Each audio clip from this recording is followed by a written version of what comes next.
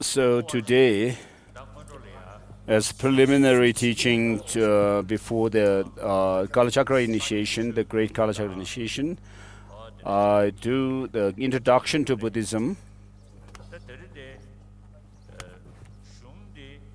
The texts that we are going to go through are Master Nagarjunas Ratnavali, the Precious Garland, and Shrulekha, a letter to a friend.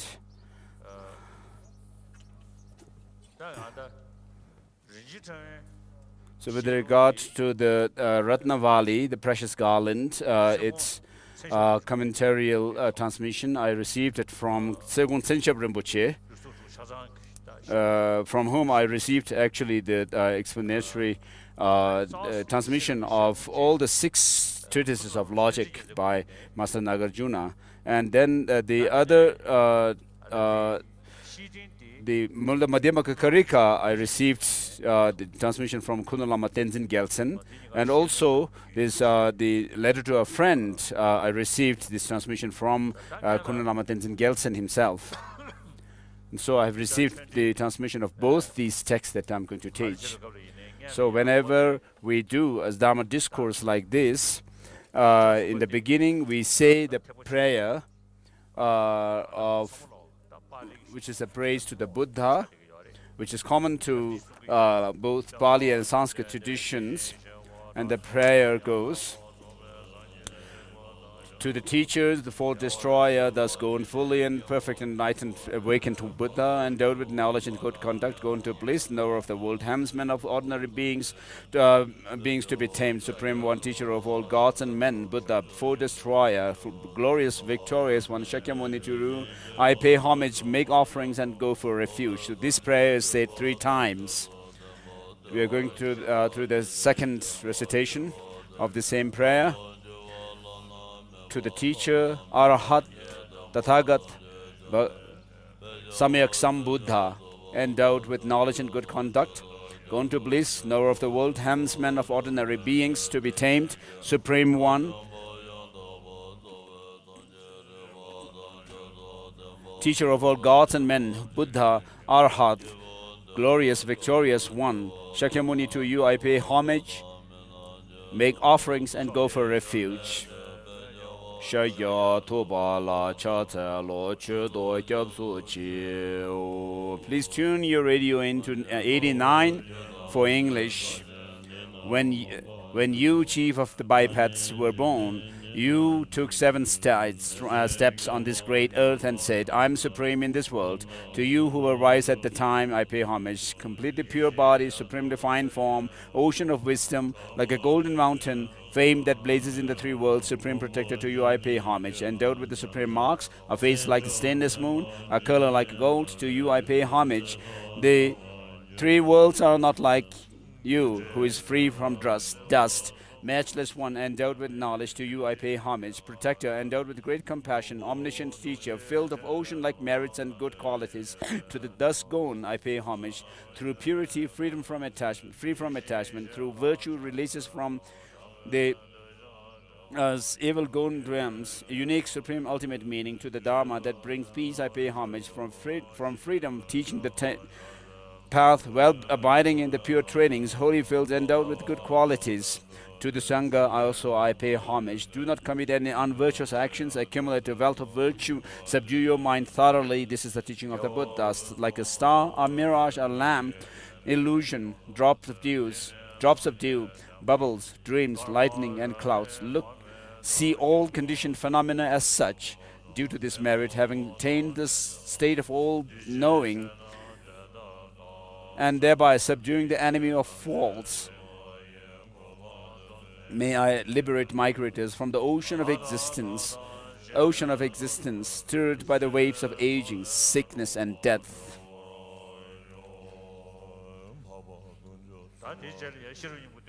Let's say this Heart Sutra.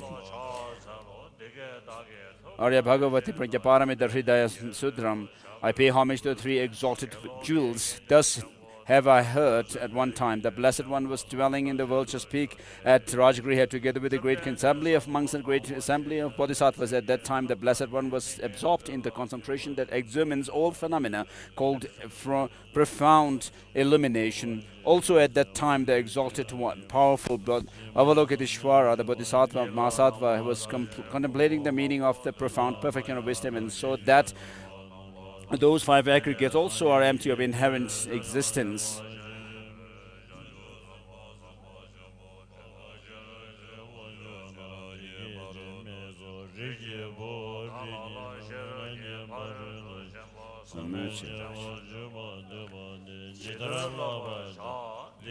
Then through the power of the Buddha, the living Venerable Shariputra asked this to the exalted, powerful Avalokiteshvara, the Bodhisattva Mahasattva: how should a child of good lineage who wishes to engage in the profound examination of the perfection of wisdom train himself or herself?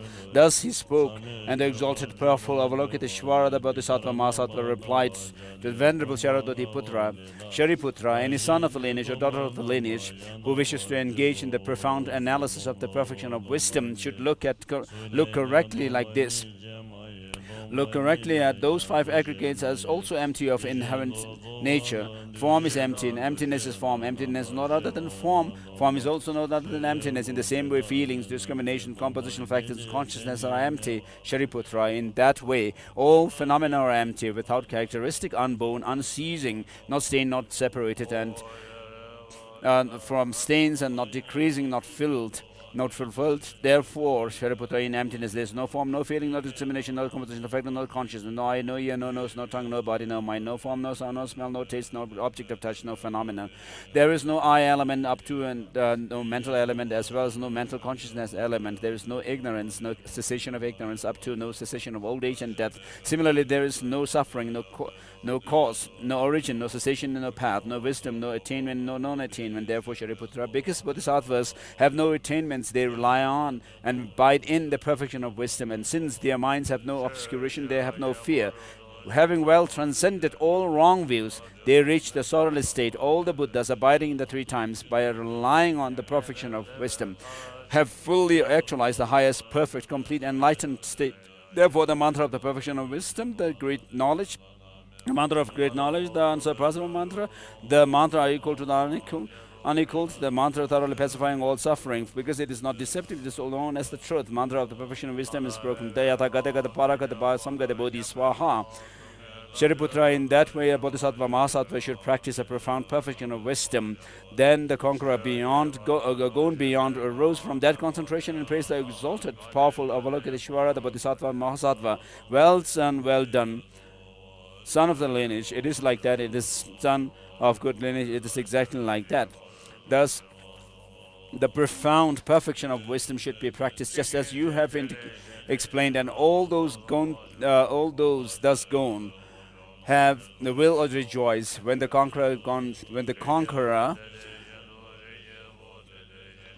beyond had spoken thus. The living, the Sharadatiputra, the exalted, powerful Avalokiteshvara, the Bodhisattva Mahasattva, and all those surrounding, as well as the worldly beings, gods, humans, asuras, and Gandharvas, also rejoiced and praised the words of the conqueror.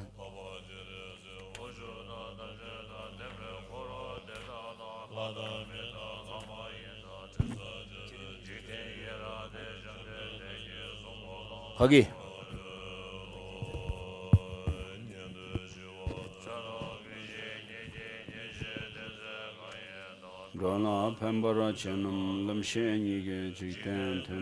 This is the verse of salutation from Abhisamaya Alamkara, saluting the wisdom mother of the Shravakas, Pratyeka Buddhas, Bodhisattvas, and Buddhas. And then the verses of salutation from Nagarjunas Mula Madhyamaka Karika, the fundamental treatise of the middle way, called Wisdom. Sobe Sangye Manam Ke Tamba Tela Chatelo. Let's say the blessing for the tea.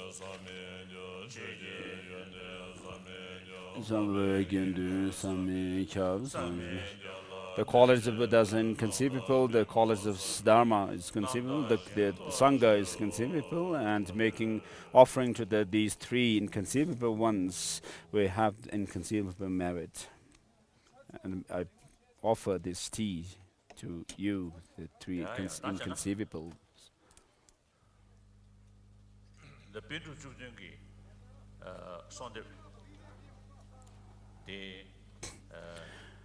The 17th Nalanda Master prays, illuminating the threefold faith and invocation of the 17 great sagely adepts of glorious Nalanda. I will read the text and then give short comments, introduction to these masters. So at the end of the book, actually, in the colophon, which I'll read first,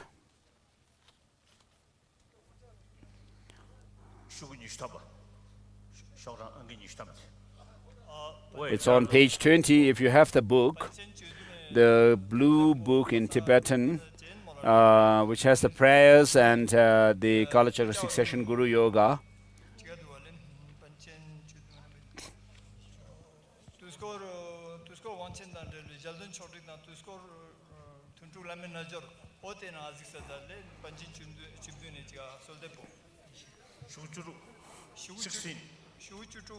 The Tibetan text is on page 16.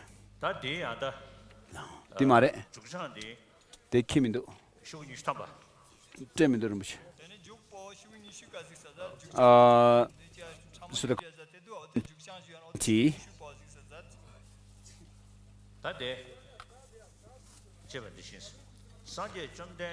concerning the teachings of the profound and the vast teachings given by the fully enlightened supramundane victor, the Buddha, the foremost sages of the holy land of India have, as mentioned above. So with regard to the Buddha himself, just as the sun makes the flower, the lotus bloom, the Buddha dispels the darkness of the ignorance of sentient beings with his teaching.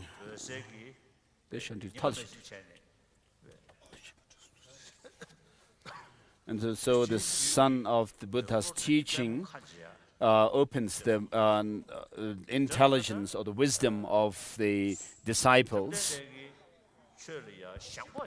And so without being overly attached to the teaching of the Buddha, saying that I'm a Buddhist and therefore I hold the Buddha to be sacred.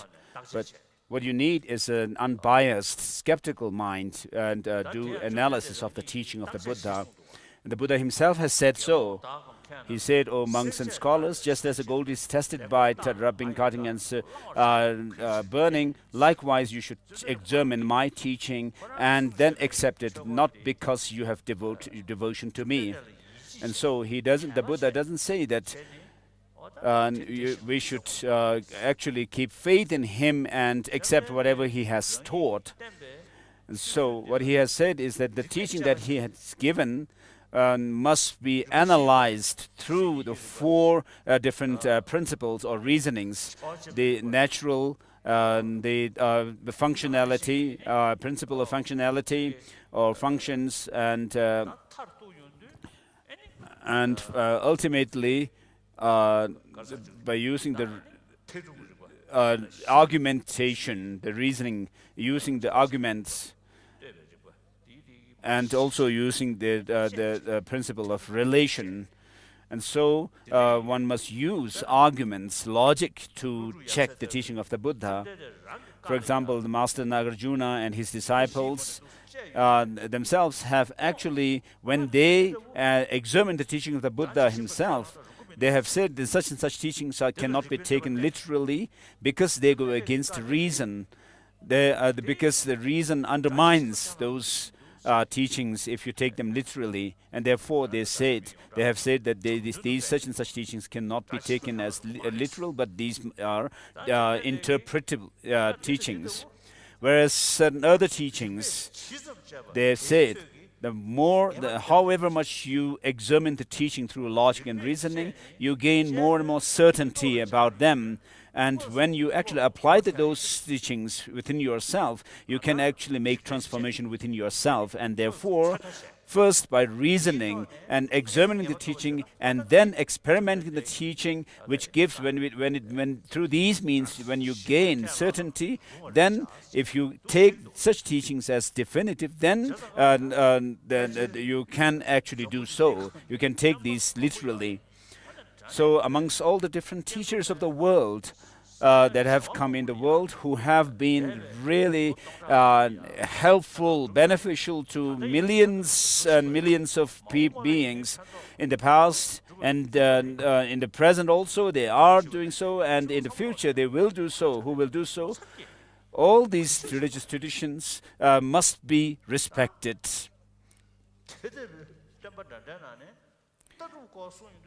So amongst all these different founding teachers of the different religious traditions, the teaching of the Buddha is something which we must actually examine through logic and reasoning. And therefore, I say here, the teachings are profound and vast, given by the fully enlightened Buddha. The former sages of the Holy Land of India have, as mentioned above, composed numerous excellent, meaningful texts that can open the eyes of those possessing the fine discriminative awareness. During this time, more than 2,500 years have passed, but still those teachings dealing with hearing, contemplation, and meditation survive undiminished. Therefore, I recollect the kindness of those who were the ocean of sages and the cream of sages, and aspire to follow them with unflinching faith. And so, in the Nalanda tradition, which follows reason and logic to test the teaching of the Buddha himself, we are talking about them. And so, these masters are actually showing us the path.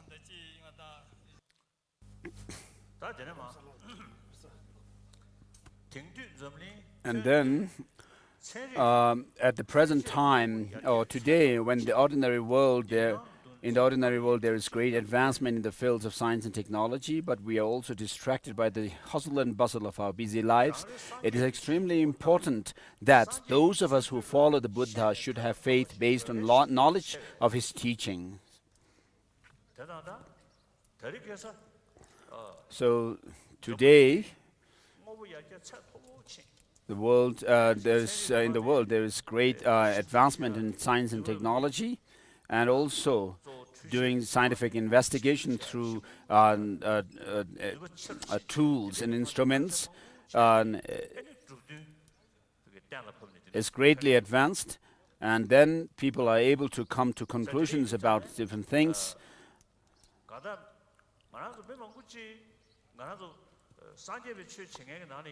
Amongst the Buddhists, for example, there are people who are carried away by the hustle and bustles of the modernity. Just as Milarepa has said, there are people who appear to be religious but are not. So why this happens is because of the lack of knowledge of the view, conduct, and meditation. And if you have the understanding of the view, conduct, and the meditation of the Buddha's teaching, then you will not admire all these attractive things that are around you, which cause you distraction. And therefore, many of us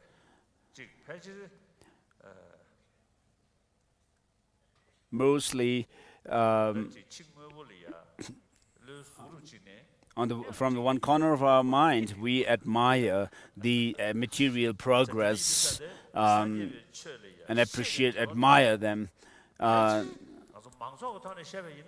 Therefore, even amongst the monks or nuns, there are very few who are actually who have found faith in the Buddha's teaching and Buddha through knowledge and reason. So, of course, when it comes to our day-to-day life, we are talking about being practical, and similarly, it is the case with the teaching of the Buddha. So even if you may talk about being practical, but if you are not really being practical yourself, then you are actually deceiving other people and yourself. And therefore, it is very important to have the knowledge and based on reason to have faith in the Buddha. So in order for that to happen, therefore, we should examine the reasons for it with an unbiased and unbiased. In the 400 verses of Aryadeva, it says a student must be unbiased, intelligent, and someone who is an aspirant of the path. If you are not unbiased, if you are not impartial, then you would have attachment to your teachings, and you will actually hate or reject the other teachings of the other traditions, and you will not show respect. So you will not be able to see even the good qualities in those other traditions as well. And therefore, it is important to be unbiased and inquisitive mind or skeptical mind. So when you want to do some analysis or investigation into teaching, you have to be skeptical. Without that, you will not check the teaching. And therefore, you must be skeptical and not just take for granted. And so we are talking about in the mental processes, we talk about the diluted doubt.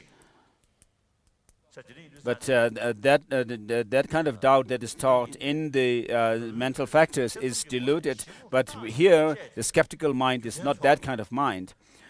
And then analyzing them closely. If we are to develop a faith supported by an understanding of the reasons,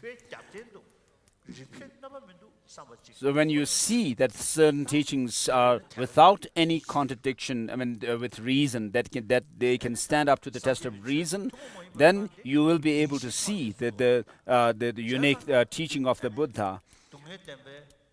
And so the Buddha's teaching is based on the Four Noble Truths.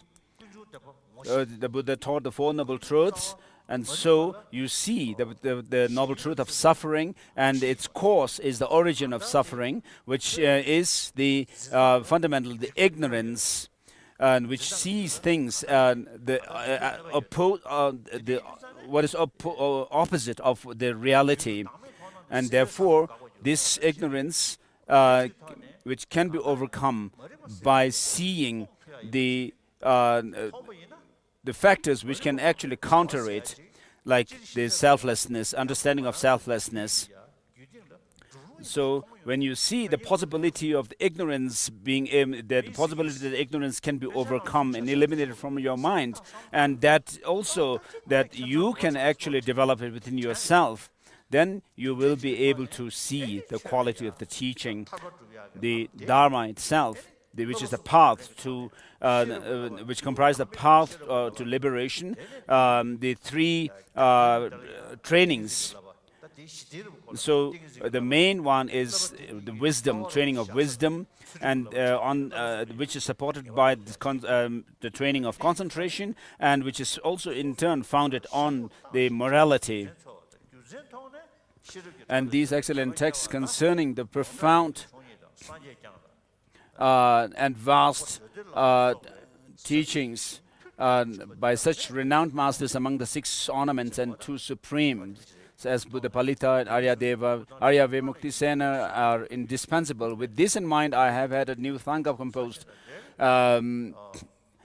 depicting the 17 sagely adepts of Nalanda. This collection is achieved by adding 9 teachers to the existing way, one depicting the 6 ornaments and 2 supreme ones. And therefore, seeing these reasons, I wrote this praise of the 17 Nalanda masters. So I would like to also wish to make some clarification here. The Tibetan Buddhism, the Buddhism that is spread in Tibet is called by some as Lamaism, and that these people have actually said that this is not pure, authentic teaching of the Buddha that had come from India, that originated with the Buddha in India. And then, in many of the Buddhist countries, the Buddhism of Tibet, because of its prevalence, because of the prevalence of Tantra in Tantra,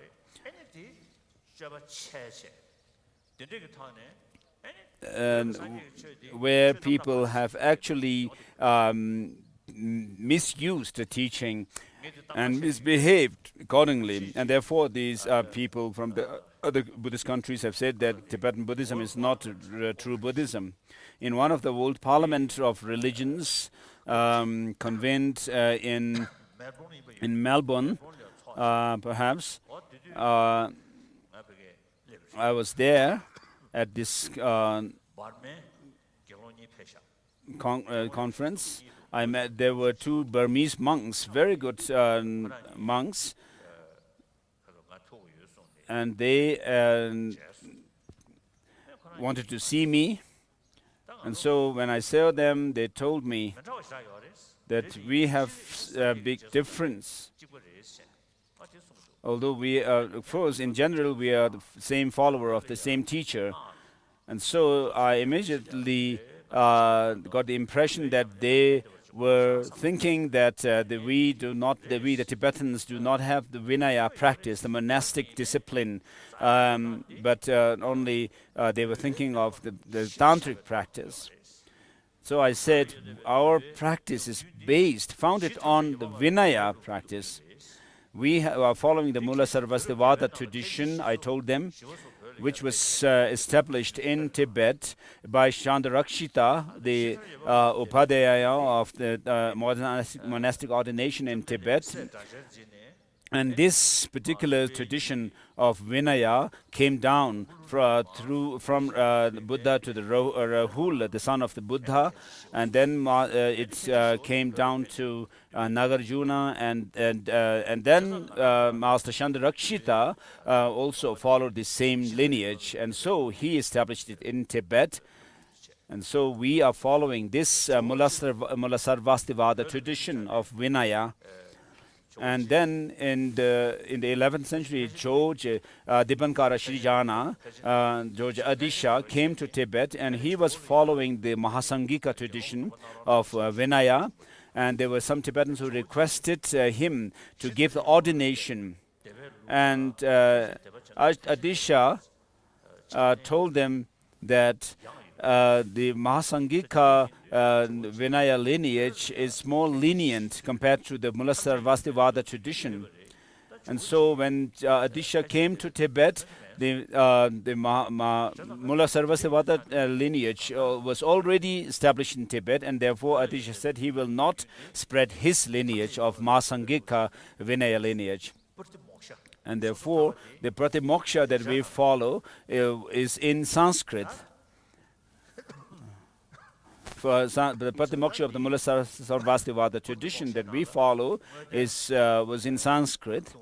And so, within this lineage, we have the 4 defeats and the 13 remanders and so forth. In the Pali tradition, the 4 defeats, 13 remanders, and then misdeeds. Regarding the misdeeds, the second, there are 71 or something in the Pali tradition,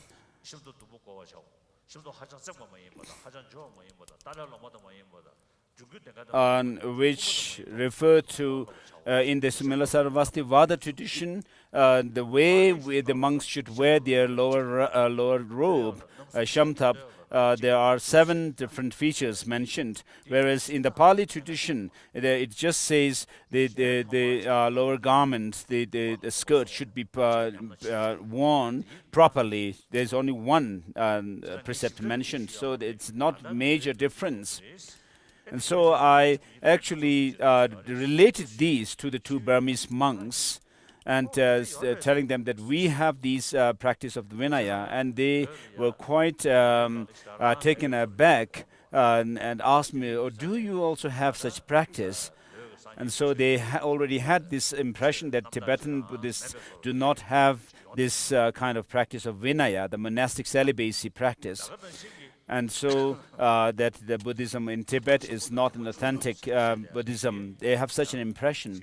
And then with regard to Mahayana, when we use the term Mahayana, it also causes some disturbance or discomfort in those people of those countries.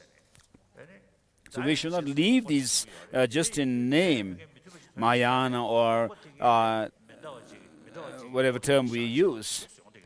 Of course, when we use terms, there is also a conceptual thought that follows it as well.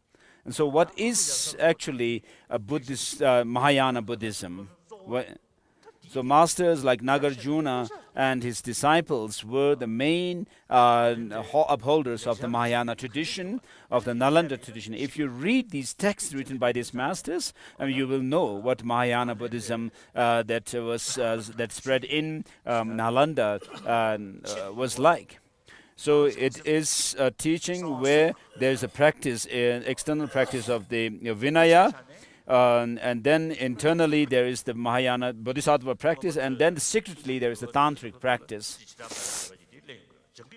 So we study, when we study philosophy, we study the philosophical assertions of views of some Vaibhashikas, and then when we study logic and reasoning like Pramanavartika, we study the philosophical views of Sautrantika philosophical tradition, and then we also study the Chittamatra tradition of philosophical view, and also the Madhyamaka view. So all these four different tenet systems are studied in our monastic institutions, and therefore the Buddhism spread in Tibet. Of course, we make this distinction between the greater and small vehicle on the basis of the practitioner's level of broadness of the mind. And then we also study the four different philosophical schools. And if you study these texts, you will know what Tibetan Buddhism is about. Otherwise, someone who is not so well learned, and when they write something and then people read them, they think, they give the impression to the people that Tibetan Buddhism is Lamaism, and that it is mixed with the non-Buddhist Tantra. And therefore, it is very important for us to study the text. The text here, of course, we have the life stories of the great masters, but the most important text that we need to study to really be able to make distinction between what is the teaching of the Buddha, to be able to establish them through reason and so forth, we must study these classic texts written by the masters of Nalanda. And then when you understand that this Buddhism that we have has come through this authentic lineage of the Nalanda tradition, and then amongst ourselves, the Tibetans, we talk about being Nyingma-pas or Sakya-pas or Kagyu-pas or Chonang-pas or Gelug-pas and so forth. And in the past, there were people who have said that if you are a Gelugpa and you cannot keep a Nyingma text in your house. And then there are some Nyingma practitioners who say that, these texts that belong to the Gelug school, they actually smell of the new tradition. And then the Gelugpas also have said that the Nyingma texts smell of something, there's a foul smell of being old and so forth. So whichever Tibetan Buddhist tradition you are following, the Nyingma, Sakya, Gelug, Chonang, we all study the same texts that have come down to us from the Nalanda tradition, in the Nalanda tradition. Even in the Burnbut monasteries, they study the Uma text, the Madhyamaka text, and the logic and epistemological text as well. And so, all of these texts written by the Nalanda masters are what we all study. And then, particularly in the Nyingma text tradition, they study the 13 classic texts. We have the annotations to these 13 different texts by Khenpo Shenga.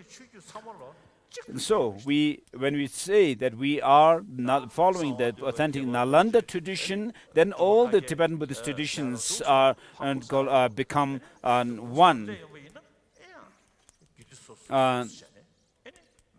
Of course, when it comes to tantric practice, when in the Sakya tradition we have differences. Of course, Sakyapas follow the path and the results system, and then the Kagyupas practice Chakra Samvara, their female and male circles of teachings, and then in the Nyingma tradition, regarding the Nyingma tradition, then we have the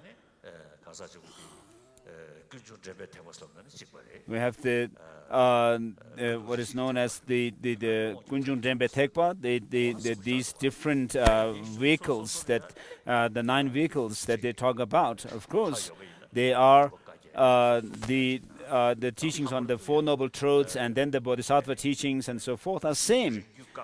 And then in the Nyingma teaching, we talk about the distant lineage of God, the words of the Buddha, and then the near close lineage of the Dharmas, or the revealed treasure teachings. And so the different Tertuns have revealed different teachings, such as the teaching circles from the Nyang and so forth. So all in since all these different traditions go back to the Master Guru Padmasambhava. So Guru Rinpoche is related more with the Dharma teachings, and then the Master Chandarakshita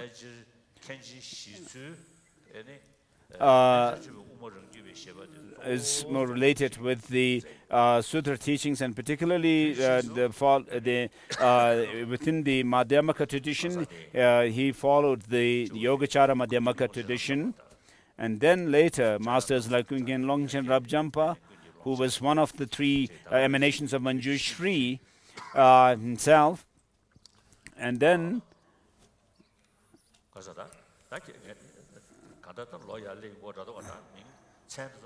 so because of age, perhaps, I'm not able to remember all the names of these masters.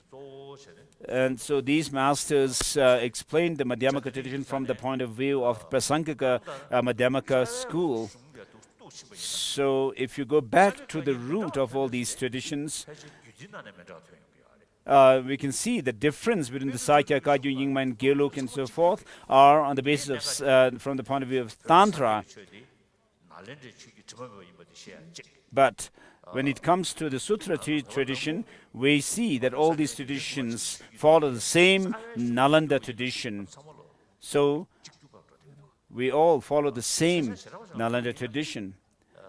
When it comes to a particular practice, perhaps, within the Sakya you have the Sakya, Ngorpa, and Tsarpa traditions. And then in the Kagyu we have the 4 major and 8 minor Kagyu traditions. And there are slight differences, perhaps, and therefore I find it quite significant to actually introduce the 17 Nalanda masters.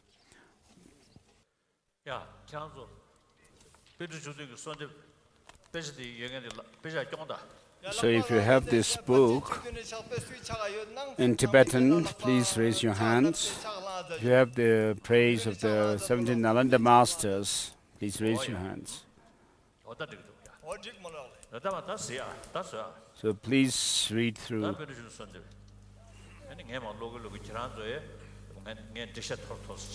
So I will read through the text and give short comments as I go through, and you may also read through. The God of gods, arisen from the compassionate wish to benefit wandering beings, has attained transcendent protection, abandonment, realization, and liberate sentient beings through the teaching dependent arising. Through teaching dependent arising, I bow my hat to you, O the conqueror, the son amongst teachers. And so, the way I'm praising the Buddha here, or paying homage saying the compassionate one, wishing to benefit wandering beings. I'm actually thinking along the lines of Dignaga's praise to the Buddha, saying the Buddha is one who has become an authority, and also Master Nagarjuna also praises the Buddha for teaching dependent origination from his own experience. So likewise, I have praised the Buddha here. Accordingly, I call to mind esteemed Nagarjuna, who, as prophesied, introduced the Madhyamaka system, the excellent path, and who was skilled in clarifying the meaning of the suchness, free from extremes, the intention of the mother of conquerors through the profound logical presentation of dependent arising.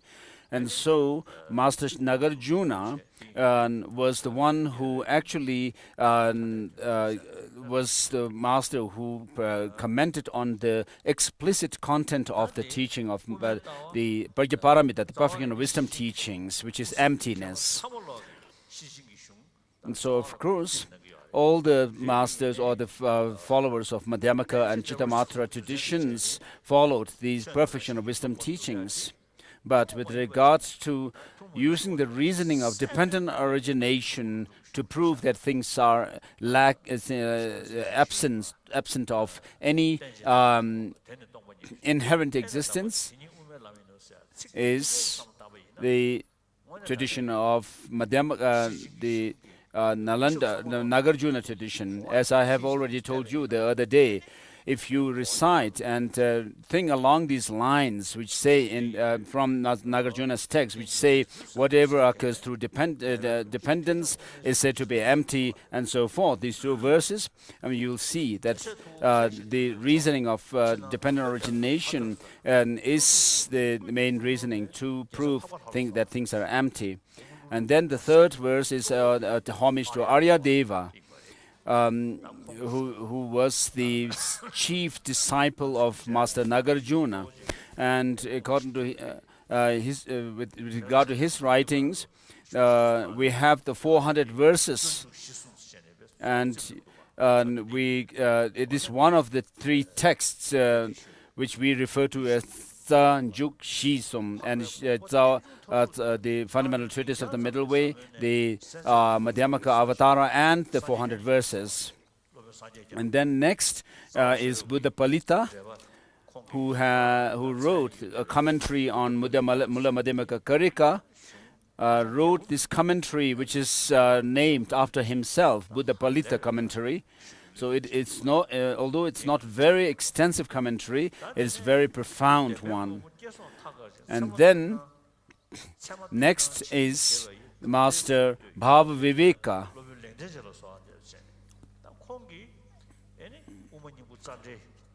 So he wrote the Madhyamaka, the essence or the heart of Madhyamaka and its commentary.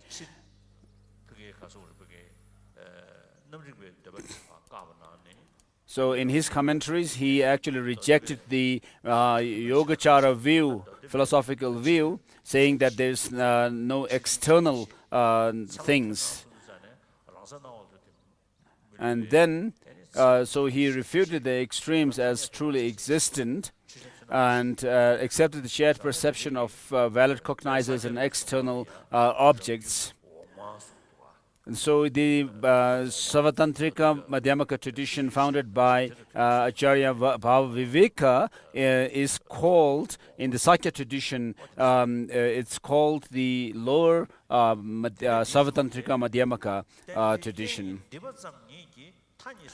And then next is a praise to Master Chandra Kirti. I call to mind Chandra Kirti, who promulgated the complete path of the sutras and tantras, who was skilled in expounding the profound and vast middle way system. So we actually study the text written by him, which is Madhyamaka Avatara, or entering into the middle way, which we memorize and also study the commentary to it word by word, and also do study them through critical analysis where we actually go through the process of objecting to the opponent's views, and then establishing one's own views, and then refuting, or we also do the rebuttal of any arguments against or criticism against this our positions and assertions. And then, as there is a saying, there is a sun and the moon in the sky, which are shining brightly, and there are two texts which are called clear texts on the earth, which are the Dön Cell, the bright lamp, and also the thick cell, which is the clear word.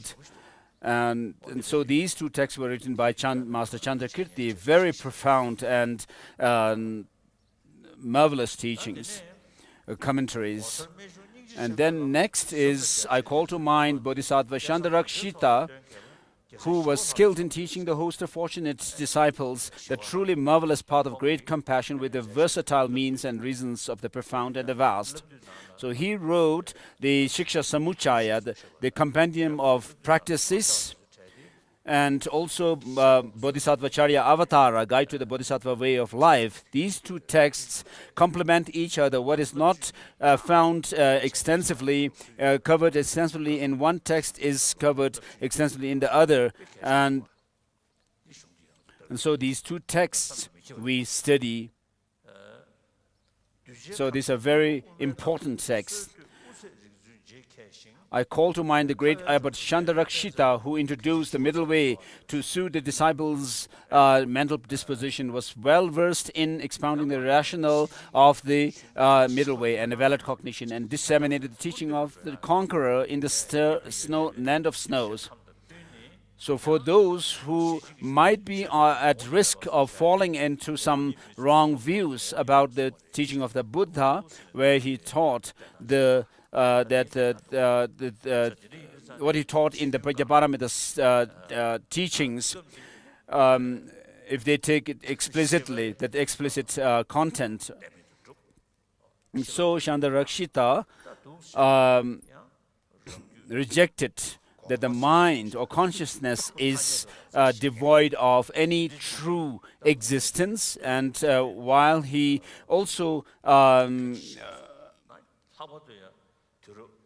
followed the Chittamatra, the view of saying that there is no external phenomena as well. And so he was one of the top scholars of Nalanda monastic institution at that time, and he was very old by the time he came to Tibet. And so the Tibetan king Tizong Detsen invited him to Tibet, and thinking that it would be very beneficial for the spread of the Dharma in the land of snow, Chandarakshita accepted the invitation and came to Tibet, and he actually established the teachings of study of the scriptures, and then he also established the translation bureau in the Samye monastery, and then also he established the monastic the department, where he gave the monastic ordination according to the Mula Sarvastivada tradition. And then also in the Samya monastery, the meditation department was established, where there were Chinese monks doing single-pointed concentration practice, and they were focused on cultivating single-pointed concentration.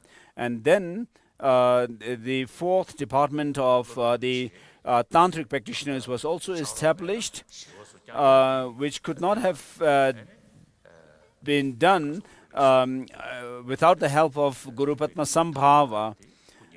And so it would have been very difficult for Master Chandarakshita and the Tibetan king to establish Buddhism firmly on the soil of Tibet without the help of Guru Padmasambhava, and therefore Guru Padmasambhava, the Tibetan king Trisong Detsen and some ministers and other people in the inner circle, and to them the master Guru Padmasambhava gave the tantric teachings secretly, and then this tantric department, the practitioners of tantric department was established. And so Chandarakshita worked mainly to establish the Dharma, and then Guru Padmasambhava supported the establishment of Buddhism on the Tibetan soil. And therefore, these three personalities, the king, Trisong Detsen, Guru Padmasambhava, and the Master Chandarakshita are referred to by the Tibetans as Ken Lop Chö Sum. And then at the advice of Chandarakshita, Master Kamalashila also was invited to Tibet. I call to mind esteemed Kamalashila, who thoroughly explained how to meditate systematically in the middle way thought, free from extremes, and the union of meditative quiescence and special insight according to sutras and tantras, and flawlessly clarified the conqueror's doctrine in the land of snows. And so he wrote, Kamalashila wrote Chandarakshita himself wrote the Madhyamaka Alamkara, the ornament of the middle way, and also one of his main texts is on logic and epistemology is the Tattva Samgraha.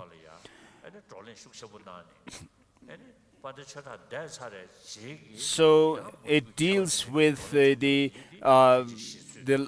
different philosophical traditions and tradition of epistemology and logic that evolved after Master Dharmakirti had arguments and debates with the non-Buddhist practitioners. And the Chandarakshita's text covers those which evolved later. And with regard to Kamalashila, he wrote a commentary to Tattva Samgraha by his master Chandarakshita, which in Tibetan translation we have 2 volumes. And then some of the Hoshangs, the Chinese monks who were practicing the concentration in Tibet in those days, have said at some point that study and reflection on the teachings of the Buddha is not necessary. Mere concentration, single-bodied meditation is important, and we have to focus on that. And so this tradition is still there in China and also in Japan. And recently, when I was in Japan, one of the practitioners, I was asked by a Japanese practitioner, is it necessary to really study and to become a Buddha? Is it not sufficient just meditation? Is not meditation sufficient for one to become enlightened?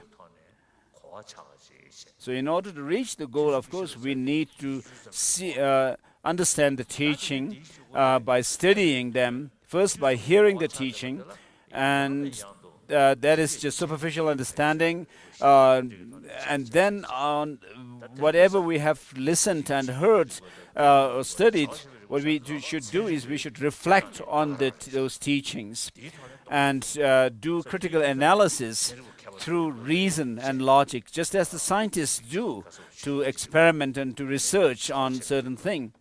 And so we also with regard to the principle of functions and the functionality and the principle of relativity, even scientists use in their experiment and research. And then in quantum physics, they say that nothing exists objectively, which is very similar to what Buddhism says. And so many years ago, I met an Indian physicist, quantum physicist, Raja Ramanna, and he told me that this quantum physics is something new in the West in modern times. This concept is quite new, but in India, this concept had already existed since 2000 years ago. So these principles of functionality, relativity, and so forth are very useful to do analysis into the teaching of the Buddha.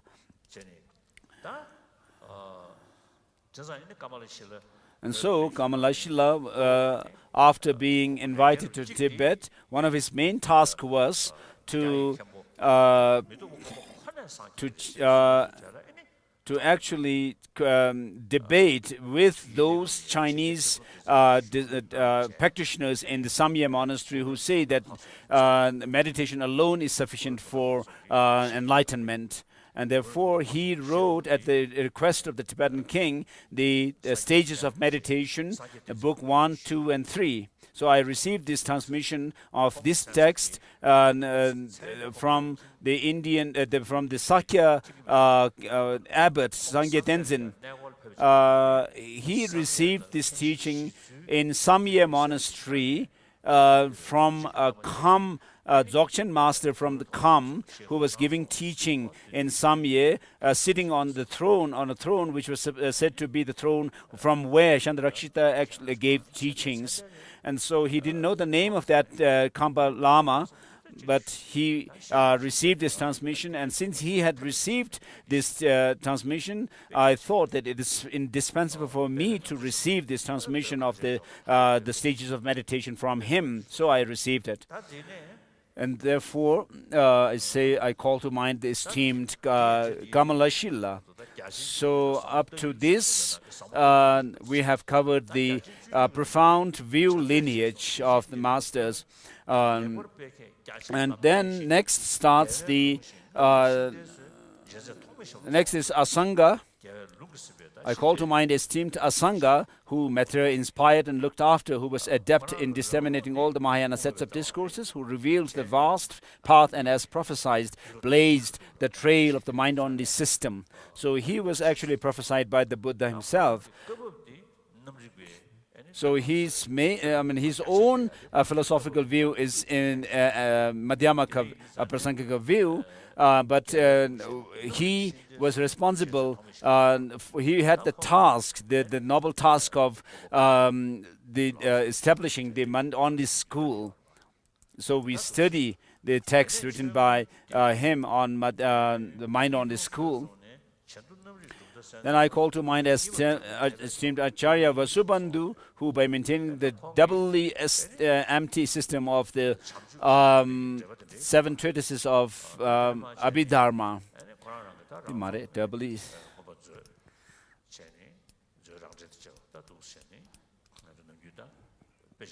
clarified the philosophical theories of Vaibhashikas, Authenticas, and Vijnanavadas, the foremost sage renowned as the second omniscient one. I call to mind esteemed Dignaga. So we study Abhidharma Kosha Karika of Vasubandhu. And then Dignaga was a really great scholar, had the highest caliber of intelligence to examine the teaching of Buddha through reasoning.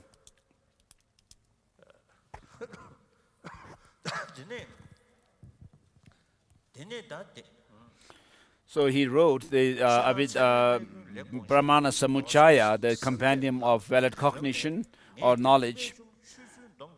And then next is praise to Dharmakirti, the glorious master Dharmakirti. He was someone who excelled himself in logic and epistemology. He wrote 7 texts, the 3 body-like texts, and then the 3 primary texts, and then 4 derivative texts on logic and epistemology, which are all there in Tibetan translation. The Pramana-Vartika is the longest text he wrote, and then the Pramana Naya Bindu is the second one, and then the Pramana Vinishaya is the third one, which are like the body-like texts. So we can actually, by studying his text, we can see how to prove the Buddha to be an authoritative person, and also with regards to, how we can see that the understanding of emptiness can counter our ignorance about the true reality of things. We can resort to the text written by Master Nagarjuna and his disciples, the Madhyamaka texts. And then next is Vimuktisena, Arya Vimuktisena, who was the disciple of Master Vasubandhu, who excelled his own master in the study of Prajnaparamita. And so Master Vasubandhu interpreted the perfection of wisdom teachings into the mind-only school system from the point of view of the mind-only school system, whereas he interpreted it otherwise, which is to say that he interpreted into from the point of view of the Madhyamakas. And next is Haribhadra. He wrote the Prajnaparamita Aloka, and the lamp or light of the Prajnaparamita, and also ornament for clear realization, and also the Sfutartha, the short commentary on the Abhisamaya Alamkara. And then comes Gunaprabha, who wrote Vinaya Sutra, which actually summarizes the Vinaya principles that are contained in the Vinaya Sutras of the Buddha. So this is what we study to follow the Vinaya practice. And then comes Shakyaprabha, the ideal Vinaya holder. And then the Venerable Atisha, the 17th master, and from him came the three Kadampa lineages, the Kadam scholastic tradition, and Kadam Mengak, the quintessential, and then the Kadam Lamrim tradition. So in order to understand the broad, the complete structure of the Buddha's teaching, we need to follow the scholastic tradition of Kadam. In the Sakya tradition, when they go through the teaching of Nangsum, the three perceptions of visions, they follow the same tradition as the Kadam. They follow the same the tradition as it is followed in the Lamrim. And the scholastic Kadam tradition actually follow the Nalanda tradition. When we actually have to follow the essence of the teaching of the Buddha as a whole, we need to follow it according to what is taught in Abhisamaya Alamkara, where it goes through the two truths, then four truths, and then the three jewels, and so forth, which are called the teachings topic on instructions. So, of course, it will come later. So the Kadam. So from Atisha came the three Kadam lineages. Then making such invocations with an unflinching pure mind to these exceedingly fine sages who are the ornaments of the world and the source of stupendous elegant teachings, may I be blessed that I may mature my mind stream and achieve liberation.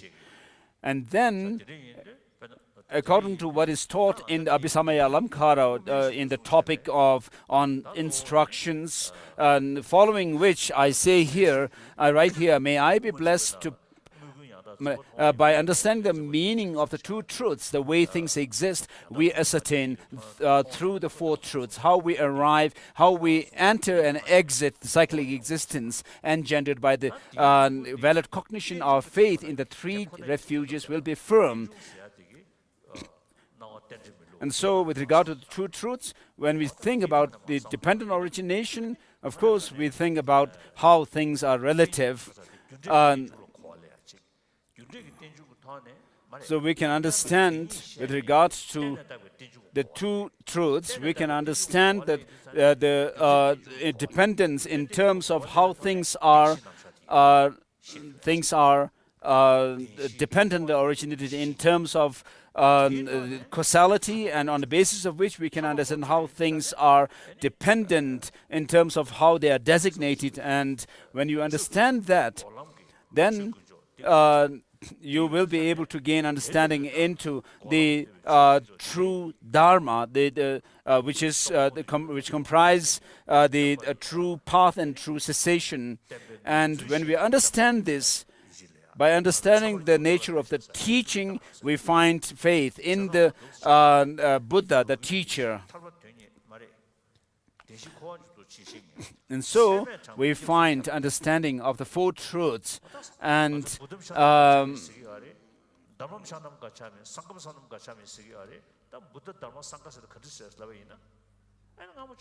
our faith in the three refuges engendered by valid cognition will be firm.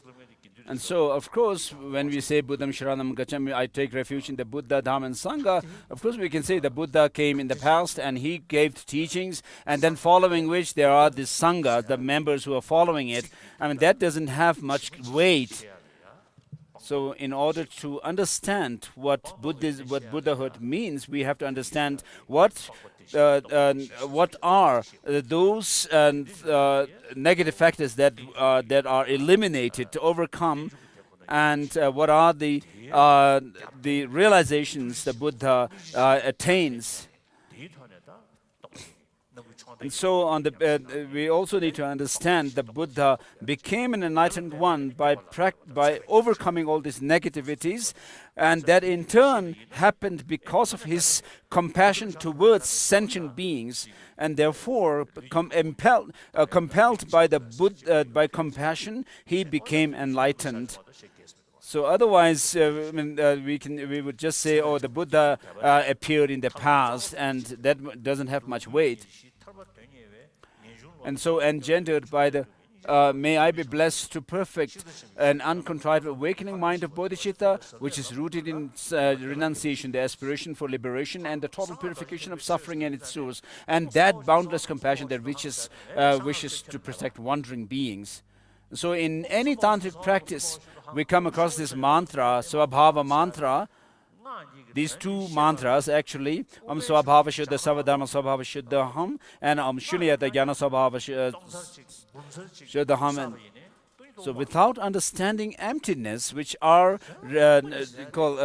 actually referred by these mantras, we will not be able to understand what the emptiness means. And with the understanding of emptiness, without understanding of emptiness, you will not have the taste of the real teaching of the Buddha. And so, with the understanding of it, then you will have the taste of the Buddha's teaching. So, without understanding emptiness, how will you actually do tantric practice? The basic thing is, in tantric practice, you have to arise into a deity, visualize yourself arising into a deity through the meditation on emptiness. So there's no other way than that. So as I have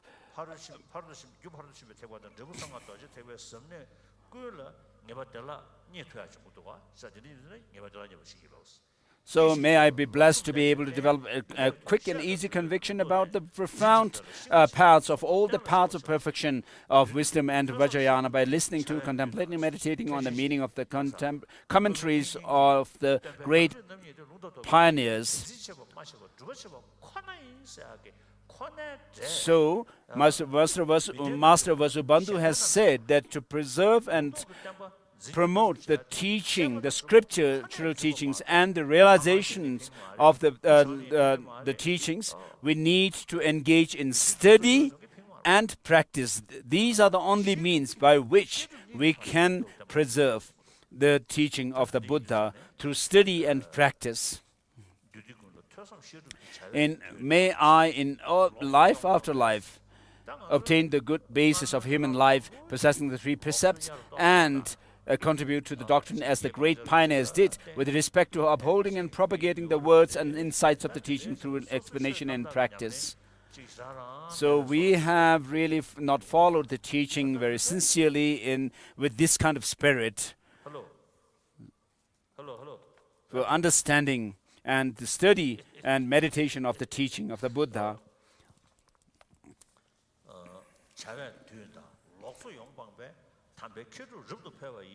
May all religious assemblies be filled with noble sages and practitioners, passing their time in hearing, contemplation, and explanation, and having totally given up all wrong livelihood. May the ground of this world be adorned in this way.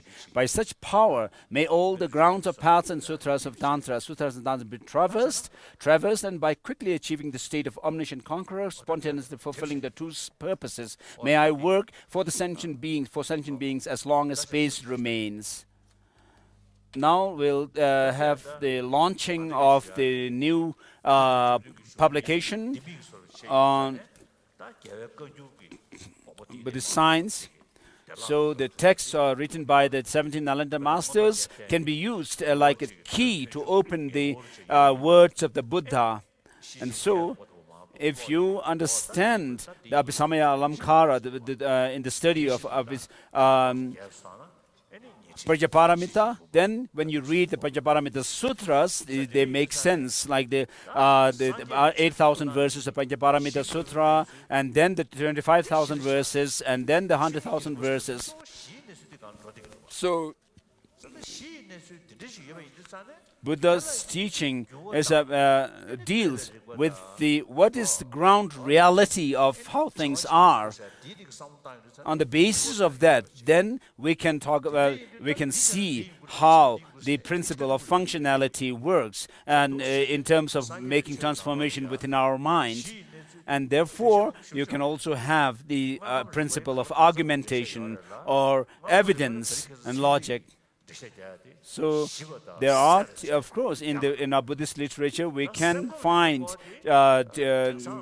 explanations about physical reality. Whereas when it comes to psychology, it is not as, what we find in Buddhist literature is not as it's very profound, and what we find in science is not as profound as and deep and extensive as it is found in Buddhist literature. Whereas in terms of physical science, physics, it is found very extensively in great detail in modern science. Whereas when it comes to psychology, emotions, it is found very profoundly and vastly in the Buddhist literature. The Arahat Sagalha has said that a monastic should focus on study and reflection and meditation, and should not just be content with wearing the robes of monastics. And so he says that through meditation and study, one should make transformation within. Make this life a meaningful one, and monastics should not just be satisfied with the robes. And so, within the teaching of the Buddha, there is an aspect which is about particularly the science of mind, psychology, which is very profound. So far, these teachings have rested on the altar. So I have, since many years, I have always thought that how good it would be if we could actually extract those teachings on Buddhist science and psychology that are contained in these scriptures, So with regards to how to present these teachings, we have dealt with the ontological status of things. And then there is the subjective mind, which perceives these objects. How, when a mind perceives an object, how these distorted views and conceptions arise in us, and then from our own experience, how through logic we can actually prove that they are wrong, and then using inferential cognition, we can come to conclusion through inference, and then turning that into our own direct experience, and so seeing these making a transformation change within ourselves. Now, the method for seeing or perceiving these phenomena, of course, we have the consequential logic, reductio ad absurdum kind of logic, which are found in the texts written by Dignaga and Dharmakirti and so forth. So they also use logic and reasoning So according to Buddhism, it is very important to overcome our wrong views, whether they are reified views or nihilistic views. And therefore, with the help of these geishis, some of these geishis who worked for many years and also consulted and had discussions with many scholars, and they compiled this book on Buddhist science, drawing material from the Kanjur and Tenjur, and then these 2 volumes on Buddhist science are academic subjects, not religious. So the Kanjur and Tenjur literature that we have contains science. One aspect of the teaching is science, and then there's a Buddhist philosophy. Buddhist religion only for Buddhist. Science and the different sort of concept of philosophy, it's something academic subject. It can, you see, related with either relevant to, I think, 7 billion human beings. Mainly in this academic subject. So existing modern education, very much sort of oriented about matter, material. So now many educationists now begin to feel existing education system is not adequate to build happy individual, happy family, happy society, happy humanity. So ancient Indian psychology is, I think, very, very relevant to today's world. So, I think we, as a chela of Indian Guru, so we kept this knowledge intact. Guruji themselves now much neglected. so therefore, now we. As a sort of appreciation to our ancient Indian Guru, all these 17 great masters. So now we compiled, you see, they want to say about psychology. We compiled this book. So I'm very, very happy. Now, last few years, our attempt now materialize. So I want to thank all our scholars. You really made immense sort of effort. So I can't So he's only saying what he said in English, in Tibetan.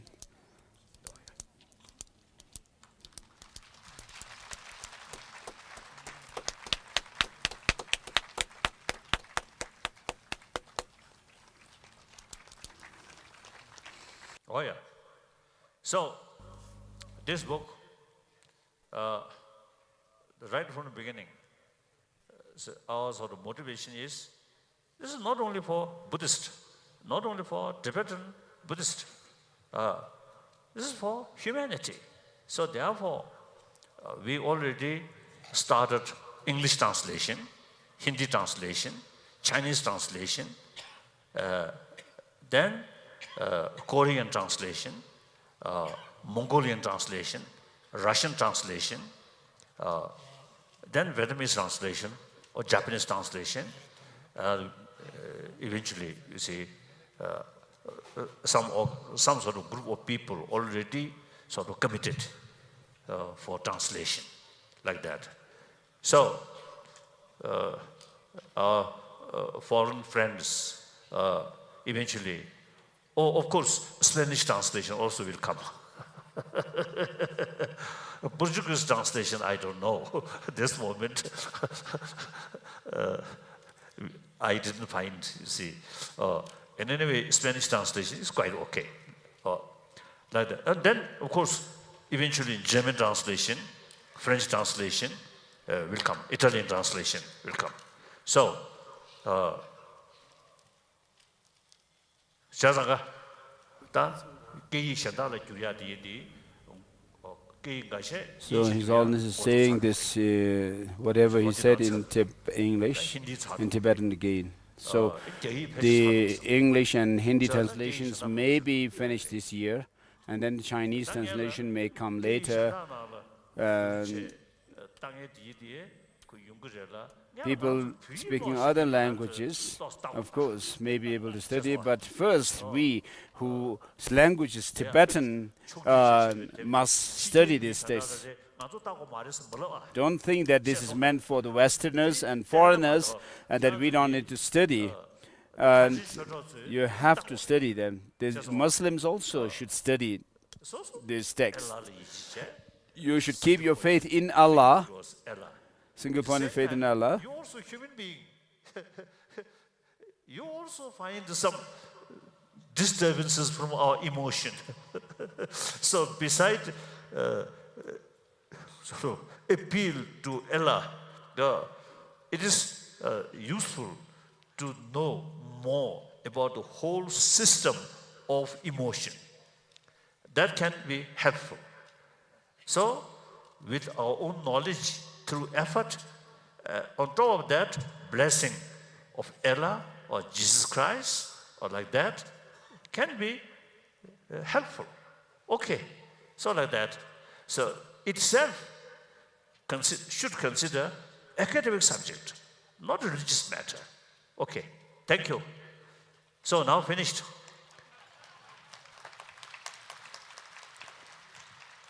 Thank you. See you tomorrow. In the afternoon, I have to come to the ritual, preparatory ritual for the cult initiations. So we'll start tomorrow at 8 o'clock.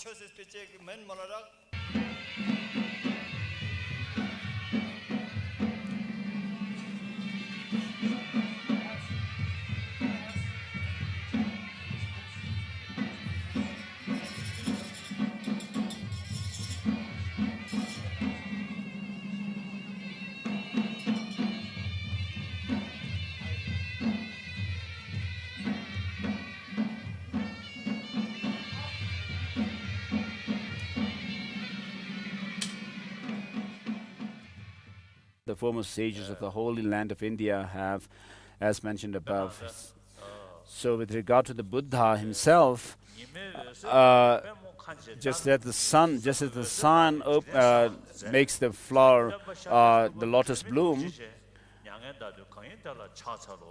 the Buddha dispels the darkness of the ignorance of sentient beings with his teaching.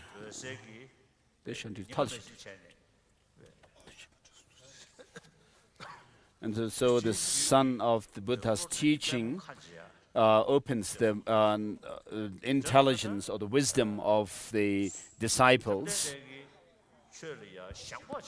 And so without being overly attached to the teaching of the Buddha, saying that I'm a Buddhist and therefore I hold the Buddha to be sacred. But What you need is an unbiased, skeptical mind and do analysis of the teaching of the Buddha. And the Buddha himself has said so. He said, "O monks and scholars, just as the gold is tested by rubbing, cutting, and burning, likewise you should examine my teaching and then accept it, not because you have devotion to me." And so the Buddha doesn't say that we should actually keep faith in him and accept whatever he has taught.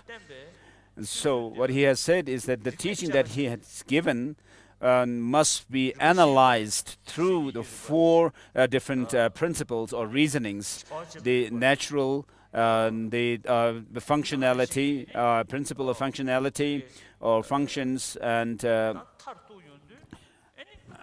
ultimately by using the argumentation, the reasoning, using the arguments, and also using the principle of relation. And so one must use arguments, logic, to check the teaching of the Buddha.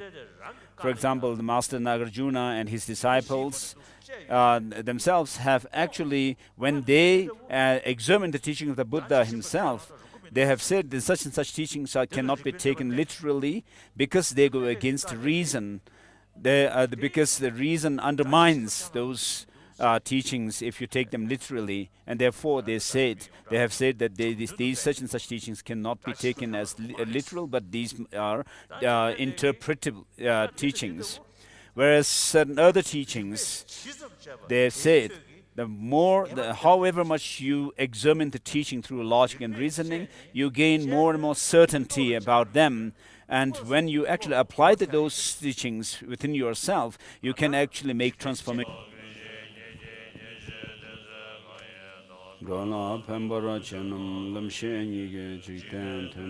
This is the verse of salutation from Abhisamaya Alamkara, saluting the wisdom mother of the Shravakas, Pratyeka Buddhas, Bodhisattvas, and Buddhas. And then the verses of salutation from Nagarjunas Mula Madhyamaka Karika, the fundamental treatise of the middle way, called Wisdom. Sobe Sangye Manam Ke Tamba Tela Chatselo.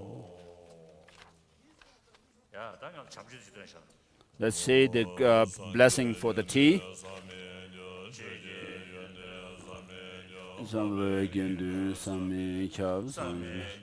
The qualities of Buddha is inconceivable, the qualities of Dharma is conceivable, the Sangha is conceivable, and making offering to these three inconceivable ones, we have inconceivable merit. And I offer this tea to you, the three inconceivable.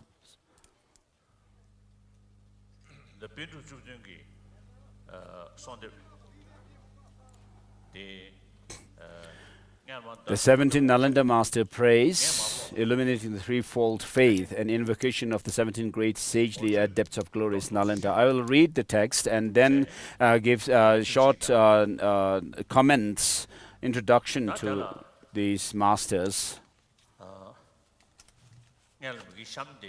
So at the end of the book, actually, in the colophon, which I'll read first,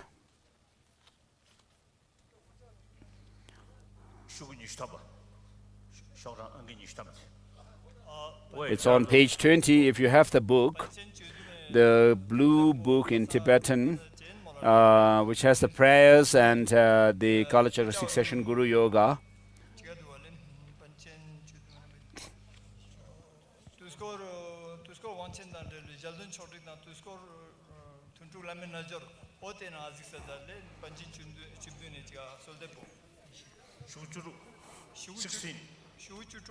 The Tibetan text is on page 16.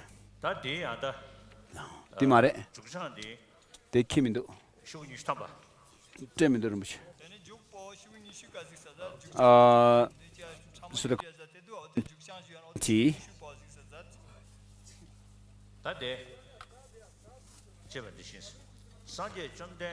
concerning the teachings of the profound and the vast teachings given by the fully enlightened supramundane victor, the Buddha. When you, chief of the bipeds, were born, you took 7 steps on this great earth and said, I am supreme in this world. To you who were wise at the time, I pay homage. Completely pure body, supreme divine form, ocean of wisdom, like a golden mountain, fame that blazes in the 3 worlds, supreme protector, to you I pay homage. Endowed with the supreme marks, a face like a stainless moon, a color like gold, to you I pay homage. The 3 worlds are not like you, who is free from dust, matchless one, endowed with knowledge, to you I pay homage. Protector, endowed with great compassion, omniscient teacher, filled of ocean-like merits and good qualities, to the dust gone I pay homage. Through purity, freedom from attachment, free from attachment, through virtue, releases from the evil golden realms, unique, supreme, ultimate meaning, to the Dharma that brings peace I pay homage. From freedom, teaching the path, well abiding in the pure trainings, holy fields endowed with good qualities. To the Sangha also I pay homage. Do not commit any unvirtuous actions, accumulate a wealth of virtue, subdue your mind thoroughly. This is the teaching of the Buddhas. Like a star, a mirage, a lamp, illusion, drops of dew, bubbles, dreams, lightning and clouds. See all conditioned phenomena as such. Due to this merit, having attained this state of all knowing, and thereby subduing the enemy of faults, may I liberate migrators from the ocean of existence, stirred by the waves of aging, sickness and death.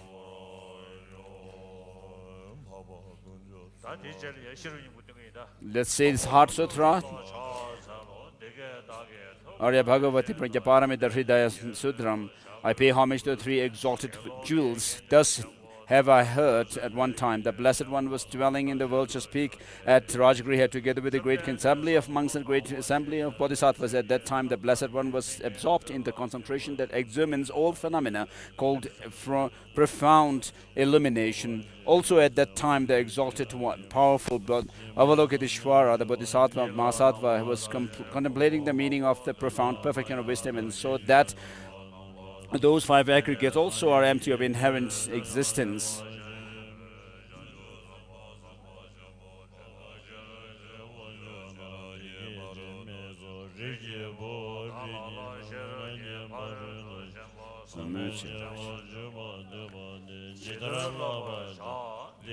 Then through the power of the Buddha, the living Venerable Shariputra asked this to the exalted, powerful Avalokiteshvara, the Bodhisattva Mahasattva: how should a child of good lineage who wishes to engage in the profound examination of the perfection of wisdom train himself or herself? Thus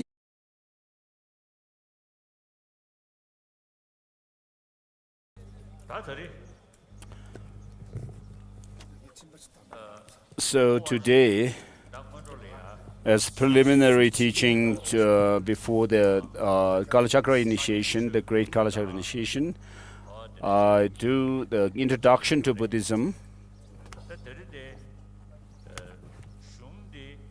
The texts that we are going to go through are Master Nagarjunas Ratnavali, the Precious Garland, and Shrulekha, a letter to a friend.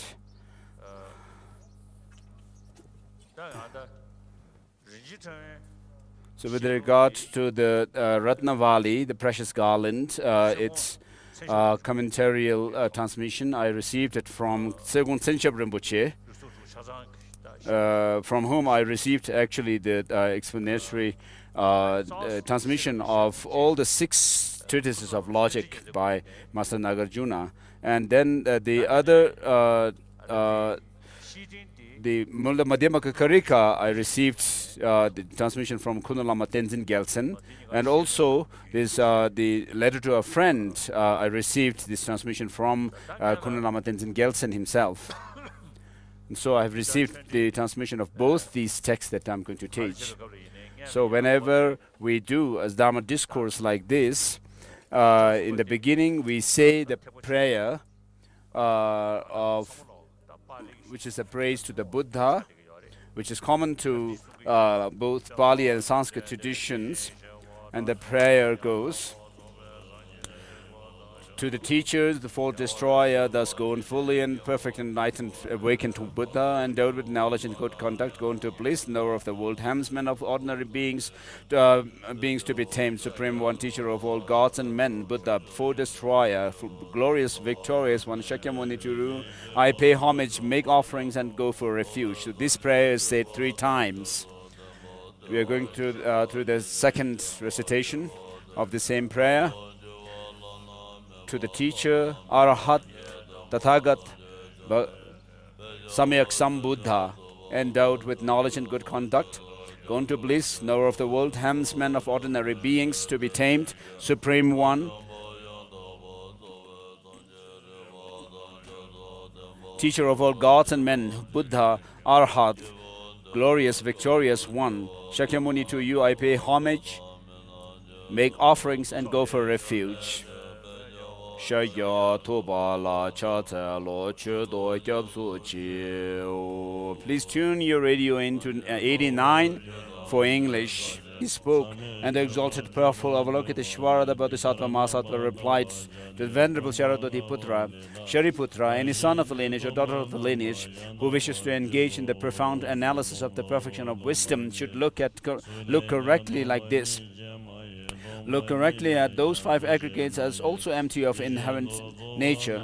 Form is empty, and emptiness is form. Emptiness is not other than form. Form is also not other than emptiness. In the same way, feelings, discrimination, compositional factors, consciousness are empty. Shariputra, in that way, all phenomena are empty, without characteristic, unborn, unceasing, not stained, not separated, and from stains, and not decreasing, not filled, not fulfilled. Therefore, Shariputra, in emptiness there is no form, no feeling, no discrimination, no composition, no factor, no consciousness, no eye, no ear, no nose, no tongue, no body, no mind, no form, no sound, no smell, no taste, no object of touch, no phenomena. There is no I element up to, and no mental element, as well as no mental consciousness element. There is no ignorance, no cessation of ignorance up to, no cessation of old age and death. Similarly, there is no suffering, no cause, no origin, no cessation, no path, no wisdom, no attainment, no non-attainment. Therefore, Shariputra, because bodhisattvas have no attainments, they rely on and abide in the perfection of wisdom. And since their minds have no obscuration, they have no fear. Having well transcended all wrong views, they reach the sorrowless state. All the Buddhas, abiding in the 3 times by relying on the perfection of wisdom, have fully actualized the highest, perfect, complete, enlightened state. Therefore, the mantra of the perfection of wisdom, the great knowledge, the mantra of great knowledge, the unsurpassable mantra, the mantra equal to the unequaled, the mantra thoroughly pacifying all suffering, because it is not deceptive, it is known as the truth. Mantra of the perfection of wisdom is broken. Dayata gata gata parakata samgata bodhi swaha. Shariputra, in that way, a Bodhisattva Mahasattva should practice a profound perfection of wisdom.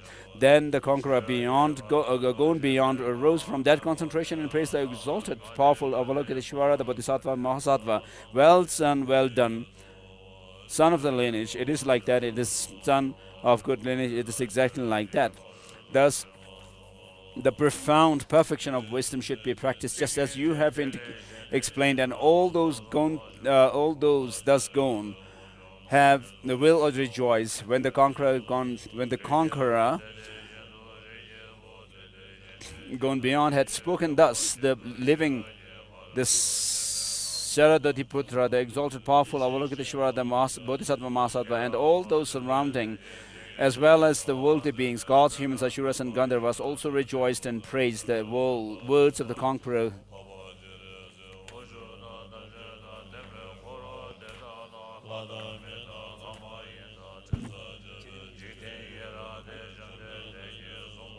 Hagi.